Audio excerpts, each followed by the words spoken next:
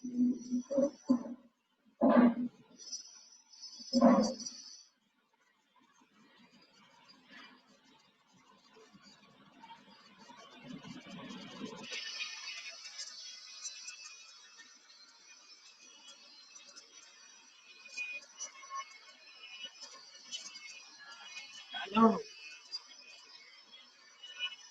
শোনা যাচ্ছে? আমার কথা শোনা যায়? জি স্যার, শোনা যায়। আচ্ছা, সরি একটু লেট হয়ে গেল। এমনি বাসায় একটু কাজ করতেছে তো, তোমরা হয়তো একটু কত সাপোর্ট পাবো আর কি। গ্রাইন্ডিং মেশিন দিয়ে কিছু কাজ করছে। হ্যাঁ, এখন আমরা তাহলে শুরু করতে পারি নাকি? দেখো, এখানে আমরা comparison of two survival curves, দুইটা সার্ভাইভাল কার্ভের কম্পারিজন। এখানে অ্যাজাম্পশনস গুলো আছে কি, while comparing two survival curves the following assumptions are made। তিনটা অ্যাজাম্পশন ব্যবহার করা হয়। Two samples are independent and randomly selected। হ্যাঁ, দুইটা স্যাম্পল ইন্ডিপেন্ডেন্ট এবং র্যান্ডমলি সিলেক্ট করা হয়েছে। The censoring patterns are the same for both groups।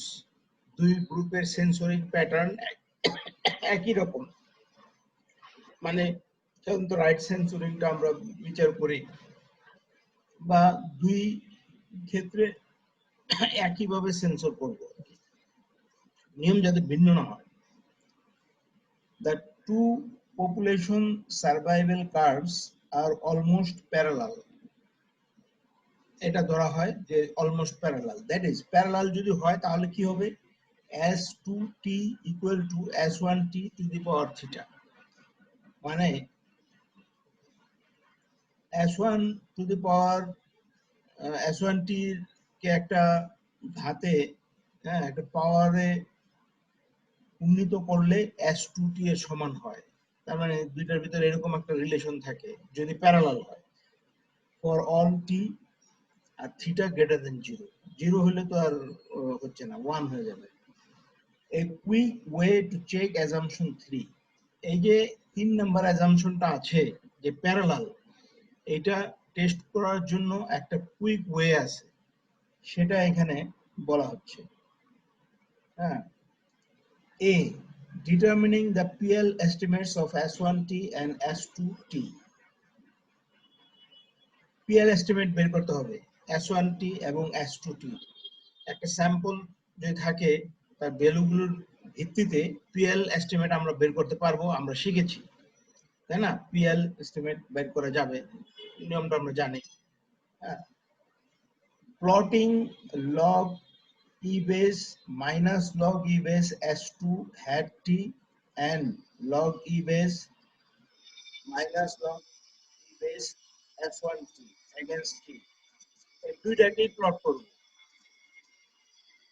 হ্যাঁ, প্রথম আছে কি, log e base minus into log e base s2 hat t, এবং একই রকম একটা রাশি লগ নিয়ে s1t এর জন্য, এই দুইটাকে প্লট করব এগেইনস্ট t। আচ্ছা, C, the resulting figures should be approximately parallel with the difference। Difference কি হবে, এত মাইনাস এত, being fairly constant as function of t। হ্যাঁ, এটা মানে যে ডিফারেন্সটা মোটামুটি ফেয়ারলি কনস্ট্যান্ট হবে, ফাংশন অফ টি এর আকার অনুযায়ী। স্যার এই সি নাম্বার পয়েন্টটা আরেকবার একটু বুঝিয়ে দেন স্যার, বুঝি নাই। আচ্ছা, সি নাম্বার না, সি নাম্বার বলা হচ্ছে রেজাল্টিং ফিগারস। ওই যে আগে যে আমরা প্লট করলাম, হ্যাঁ, সেখানে কি হবে, the resulting figures should be approximately parallel with the difference এত।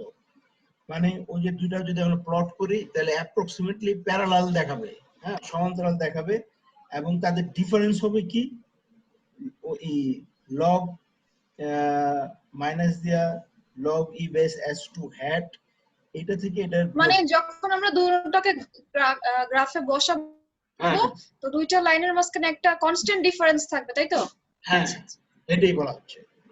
এবং এই ডিফারেন্সটা কি being fairly constant as function of t যেরকম হবে সেটার ভিত্তিতে এটা মোটামুটি কনস্ট্যান্ট থাকবে, না মোটামুটি ভালো কনস্ট্যান্ট থাকবে বলতেছে ফেয়ারলি। আচ্ছা, এইটার লজিকটা এখানে আবার দেখানো হয়েছে। দেখো ডবল স্টার দিয়ে আমরা বলেছি যে s2 hat s1 t hat to the power theta indicates parallel। ওই যে 3 নাম্বার শর্তে আমরা এটা বলেছি প্যারালাল যদি হয় তাহলে এরকম হবে। তো এটার ভিত্তিতেই কিন্তু এই রিলেশনটা বের করা হয়েছে যে যে ডিফারেন্সটা কি হবে, ডিফারেন্সটা যে একটা কনস্ট্যান্ট হবে সেটা আমরা এখানে দেখতে পাচ্ছি। দেখো এখানে যে রিলেশনটা আছে সেখানে যদি আমরা দুই পাশে লগ নেই তাহলে এখানে তো লগ s2t আর এখানে থিটা ইনটু লগ s1t, হ্যাঁ দ্যাট ইমপ্লাইজ এখানে ওই যে কি বলে এটাকে আবার লগ নিলাম, মানে মাইনাস দিয়ে গুণ করলাম এবং আবার লগ নিলাম, নিলে এখানে আমাদের প্রোডাক্ট আকারে আছে, ডান পাশে প্রোডাক্ট আকারে আছে, এখানে লগ থিটা একটা বেড়ে আসবে প্লাস দিয়ে ওই যে মাইনাসটাকে আমরা এইভাবে লিখতে পারবো। তাহলে দেখো এত মাইনাস এত এই পাশে থাকতেছে লগ থিটা, এটা একটা কনস্ট্যান্ট। ওই যে আমরা বললাম যে যদি প্লট করি তাহলে একটা কনস্ট্যান্ট ডিফারেন্স পাবো। তাহলে এখানে যে দুইটা ডিফারেন্স সেটা ইকুয়াল টু লগ থিটা, কিন্তু তাহলে থিটার মান যা আছে সেই তার লগ নিলে আমরা যে মানটা পাবো সেই মানটাই ডিফারেন্সের ভিতর চলে আসবে, মানে কনস্ট্যান্ট ডিফারেন্স। এবং এইখানে আমরা একটা এমনি একটা মানে রাফলি একটা ফিগার দেওয়া হচ্ছে, হ্যাঁ সেটা হচ্ছে যে ওই যে এই অ্যাক্সিসে টি দিলাম আর এই অ্যাক্সিসে ওই যে লগ, তো সাধারণভাবে এস হ্যাট টি বলা হয়েছে যে উপরের দিকে এটা, আর এখানে এক্স অ্যাক্সিসে যেটা টিটা লেখা হয় না, এখানে তোমরা একটু লিখে দিতে পারো পারলে। এখন দেখো উপরেরটা কিন্তু ওই যে ওটা মানে লগ s2 hat t, এটার একটা মানে এরকম যে হবে এরকম কথা না, মানে এটা সার্ভাইভাল ফাংশনের একটা রূপ এরকম হতে পারে, আরেকটা হচ্ছে এরকম হতে পারে। তাহলে এইটার ডিফারেন্সটা এখানে সব ক্ষেত্রেই কনস্ট্যান্ট থাকবে, এরকম একটা মানে চিত্র আমরা পাইতে পারি। তার কথা বুঝি না, একটু কাছে আসতে হবে আর একটু সামনে। বুঝো নাই? কি শোনা যাচ্ছে না? এতক্ষণ শোনা যাচ্ছিল না স্যার। আচ্ছা, তাহলে ওই যে লজিকটা কি সেটাও কিন্তু উপরে লেখা আছে, যে ডবল স্টার দিয়ে ওটা লিখেছি, সেখান থেকে লগ নিয়ে আমরা ওই যে রিলেশনটা কিন্তু পাই, এতগুলো লগ থিটা মানে কনস্ট্যান্ট, এবং ফিগারটা এরকম হবে আর কি, এরকম একটা ফিগার মানে সাধারণভাবে বোঝানোর জন্য দেওয়া হয়েছে যে উপরে আর নিচে দেখো ডিফারেন্সটা কিন্তু একই রকম সব জায়গায়। এই এরপরে যেটা আছে সেটা হচ্ছে log rank test for two groups.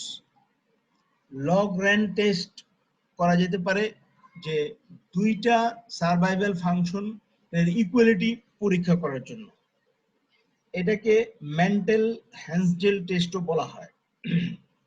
মানে মেন্টাল হ্যান্সজেল টেস্টটা করেছে লগ র্যাঙ্ক টেস্টের মাধ্যমে। এখানে হাইপোথিসিস হচ্ছে কি, নাল hypothesis s1t equal to s2t, হ্যাঁ, versus h1 s1 not equal to s2t, অর্থাৎ দুইটা সার্ভাইভাল ফাংশনের ইকুয়ালিটি টেস্ট করা হবে। হ্যাঁ, এটা আমরা মেন্টাল হ্যান্সজেল টেস্টের মাধ্যমে বা লগ র্যাঙ্ক টেস্টের মাধ্যমে আমরা এইভাবে করতে পারি। এখানে বর্ণনা করা হচ্ছে test procedure. We start with two independent samples of sizes n1 and n2. Let us suppose that the two samples are combined. এখানে কিন্তু combined আর কি শব্দটা দিয়ে রয়েছে, combined into a single sample. দুইটাকে মিলে একটা স্যাম্পল কল্পনা করব, and t1 less than t2 less than dash dash tk denote the k distinct times of death, failure, bracket failure মানে failure বা death বা ইভেন্ট মানে ঘটনাটা ঘটার যে টাইম T1 T2 এগুলা হতে পারে প্রথম বছর, দ্বিতীয় বছর, তৃতীয় বছর। কারণ আমরা বলেছি যদি হিউম্যান পপুলেশন হয় তাহলে সময়গুলোকে আমরা সাধারণত 1 বছর করে চিন্তা করি অনেক সময়। ইন দা কম্বাইন্ড স্যাম্পল, আচ্ছা লেট ডিজে, ডিজে কি বোঝাচ্ছে? Number of ফেইলার্স that ochre at time TC, TJ sorry TJ মানে টিজে সময়কালের ভিতর যে নাম্বার অফ ফেইলার ঘটে তার সংখ্যা টিজে। এনজে, এনজেটা হচ্ছে কি number of study subjects at risk prior to TJ. ওই যে সেই রিস্ক শব্দটা এখানে কিন্তু ব্যবহার করা হয়েছে, মানে একটা পার্টিকুলার সময়কালের ভিতর যাদেরকে নিয়ে আমরা শুরু করব, ভাগ ভাগ আছে না, মনে করো টি1 সময়কালের শুরুতে যে সংখ্যাটা ছিল সেটা হবে কি n1, n সাফিক্স 1। আবার টি2 শুরু হইবার আগে যে সংখ্যাটা থাকবে, যা মানে কিছু লোক তো সেন্সরড হয়ে যেতে পারে, তারপরে ডেথ হয়ে যেতে পারে, এগুলো কমে যাবে না? ওই একটা শুরু করবার ঠিক স্টার্টিং মুহূর্তে যে মানে সময় যে সংখ্যাটা থাকে আর কি, তারাই তো সবাই রিস্কে আছে। সেই জন্য বলছে at risk prior to TJ. D1J, number of failures that occur at TJ in sample 1. এক নাম্বার স্যাম্পলে যে নাম্বার অফ ফেলিয়ার ঘটে তার সংখ্যাকে বললাম D1J। কারণ আমরা কিন্তু দুইটা স্যাম্পল মিলে আবার একটা স্যাম্পল তৈরি করব, কম্বাইন্ড স্যাম্পল। কম্বাইন্ড স্যাম্পল হইলেও কোনটা প্রথম স্যাম্পলের ক্ষেত্রে ঘটলো আর কোনটা দ্বিতীয় স্যাম্পলের ক্ষেত্রে ঘটলো সেটার আমাদের একটা হিসাব আমরা করতেই পারবো, কারণ আমাদের তো দুইটা পৃথক জিনিসকে আমরা একত্র করেছি। তাহলে প্রথম স্যাম্পলের ক্ষেত্রে যে ফেইলারের ঘটনাগুলো ঘটে তার সংখ্যাটাকে বললাম D1J। D2J, number of failures that occur at TJ in sample 2. হ্যাঁ, একইভাবে দ্বিতীয় স্যাম্পলের ক্ষেত্রে যে ফেইলারের ঘটনা ঘটে সেটা হচ্ছে D2J। N1J, এটা হচ্ছে কি number of individuals at risk just prior to time TJ in sample 1। মানে এক নাম্বার স্যাম্পলের ক্ষেত্রে TJ এর ক্ষেত্রে যে সংখ্যাটা সেটা টিজে মানে ঘটনাটা মানে টিজে মুহূর্তে তো ঘটে, তার আগে যে সংখ্যাটা থাকে এক নম্বর sample. T2J, number of individuals at risk prior to time TJ in the second sample. The data at TJ can be arranged in a 2x2 contingency table as follows. এখানে 2x2 contingency table ব্যবহৃত হবে।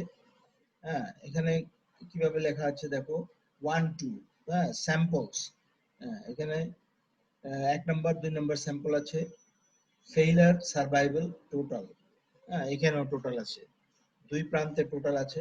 এখন 1 নম্বর স্যাম্পলের ক্ষেত্রে যে ফেইলারের সংখ্যা সেটা হচ্ছে D1J। আর তাহলে 1 নম্বর স্যাম্পলের ক্ষেত্রে সার্ভাইভালের সংখ্যা কি হবে? 1 নম্বর স্যাম্পলের টিজে টাইমের সময়ে যে সংখ্যাটা ছিল তার থেকে নাম্বার অফ ডেথ বিয়োগ করলে, হ্যাঁ নাম্বার অফ ফেইলার বিয়োগ করলে সার্ভাইভালের সংখ্যা যারা আছে তাদের সংখ্যা পাওয়া যাবে। হ্যাঁ, তাহলে এটা কিভাবে পাওয়া যাবে?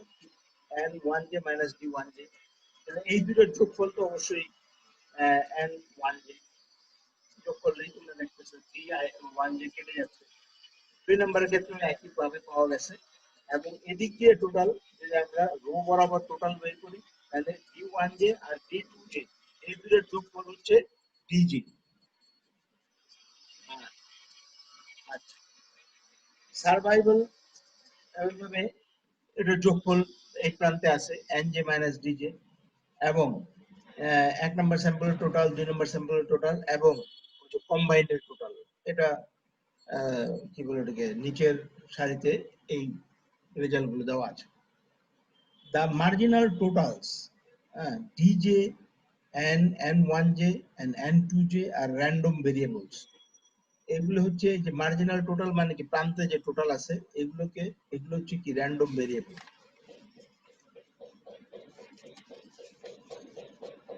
Mantel and Hengel, however, suggested considering the distribution of the observed cell frequencies conditional on the observed marginal totals under H0.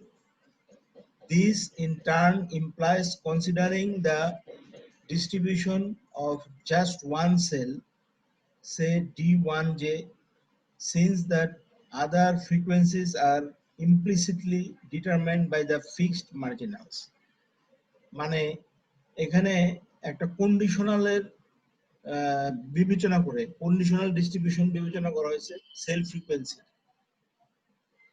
সেখানে ধরা হলো যে মার্জিনাল টোটালস আন্ডার H0 তে থাকবে, মানে সমান ধরা হবে।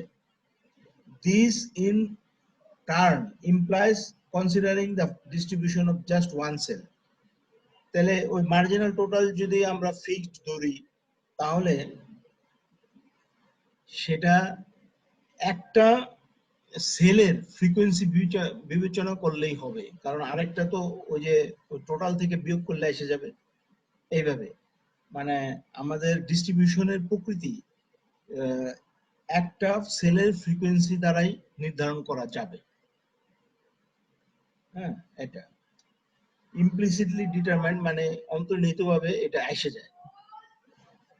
আচ্ছা, under the null hypothesis the distribution of D1J can be shown to be hypergeometric.